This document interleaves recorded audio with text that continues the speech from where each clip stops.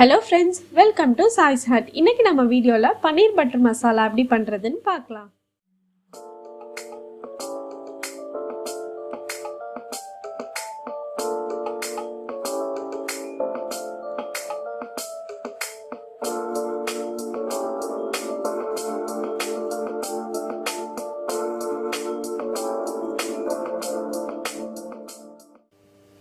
First, pan-ல 1 tablespoon அளவுக்கு வெண்ணெய் சேர்க்கிறேன்.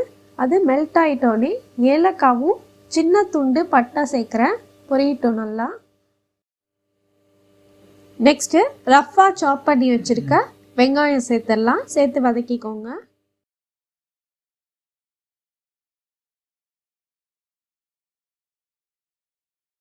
நான் 4 வரமிளகாய் சேர்க்குறேன். நீங்கள் உங்கள் காரத்துக்கு ஏற்ற மாதிரி சேர்த்துக்கோங்க. ஏன்னா இதில் லைட்டாக நம்ம சில்லி பவுடரை ஆட் பண்ணுவோம். நெக்ஸ்ட்டு தக்காளி சேர்த்துடலாம்.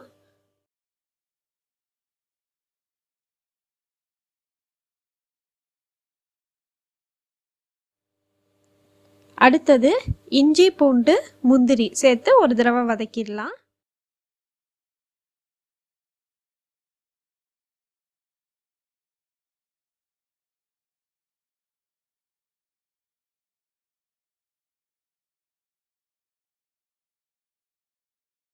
இப்போ எல்லாம் நல்லா வதக்கியாச்சு. இது ஆறிட்டோனே மிக்ஸி ஜாரில் போட்டு பேஸ்ட் மாதிரி அரைச்சி எடுத்துக்கோங்க. நெக்ஸ்ட்டு பேனில் 2 டேபிள் ஸ்பூன் போல் நான் வெண்ணெய் சேர்க்குறேன்.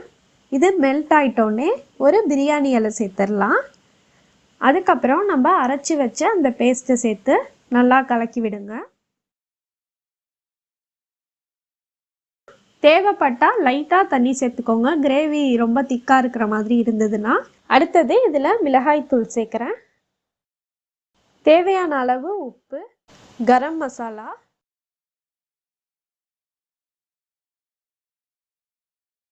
கொஞ்சமாக சர்க்கரை சேர்த்துக்கலாம். ஏன்னா நம்ம ஹோட்டலில் சாப்பிடும் போது அதில் ஒரு ஸ்வீட்னஸ் இருக்கும்.